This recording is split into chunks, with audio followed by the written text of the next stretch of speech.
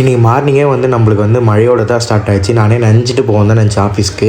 Welcome to மால்திவ்ஸில் போகும் market டே 128. இன்றைக்கி மதியானம் லஞ்சுக்கு பார்த்தீங்கன்னா தக்காளி சாதம் செஞ்சோம். சப்பாத்தி ஆல்ரெடி இருந்தது, அது எல்லாத்தையும் போட்டு மிக்சிங் பண்ணி அந்த தக்காளி சாதத்துக்குடைய சைடிஸாக வச்சு சாப்பிட்டு நானும் கிளம்பிட்டேன். என் பேர் சார், நான் வரக்கணும். நான் மால்திவ்ஸில் ப்ரோக்ராமில் ஒர்க் பண்ணிகிட்ருக்கேன். எல்லோரும் மறக்காமல் அந்த ஃபாலோ சப்ஸ்கிரைப் பண்ணிக்கோங்க. காலையில் கிளைமேட்டே சூப்பராக இருந்தது.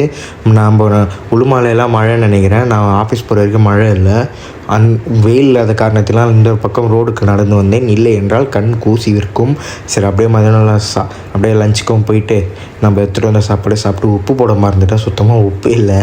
அப்புறமா சாப்பிட்டு முடிச்சுட்டு ஆஃபீஸ்க்கும் வந்துட்டு அப்படியே ஜிம்முக்கு கிளம்பி போயிட்டோம். இன்றைக்கி ரொம்ப லேட் ஆகிடுச்சு. ஆஃபீஸ்லேருந்து கிளம்பி 6 மணிக்கு தான். இன்றைக்கி வந்து leg day. First time leg work அவுட்லாம் பண்ணுறேன். கஷ்டமாக இருந்தது. நாளைக்கெலாம் என்ன நிலமைன்னு தெரில. இன்றைக்கி மொத்தமாகவே 4 லெக் ஒர்க் அவுட் தான் போட்டேன். இந்த 4 தான் போடுவாங்களாம். ஸோ நம்மளும் அதே பண்ணிவிட்டு, ஆக்சுவலாக இது நான் பண்ணணுன்னு தான் நினச்சேன். ஏன்னா எனக்கு ஒரு கால் உடஞ்சிருக்கு.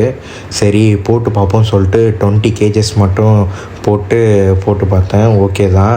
ஸோ அதனால் இதுக்கப்புறம் கண்டினியூ பண்ணலாம். பட் ஆனால் ஓவராக வெயிட்டு ஏற்றக்கூடாது, ஸ்ட்ரெஸ் பண்ணக்கூடாது. ஏன்னா உடஞ்ச காலுன்றதுனால எதுவும் பிரச்சனை வந்துச்சுன்னா ரொம்ப கஷ்டமாயிடும். அப்புறமா ஸ்குவாடுலேயுமே நான் அதிகமாக வெயிட் வைக்கல. ஏன்னா ஃபஸ்ட் டைம் போடுறேன்னா.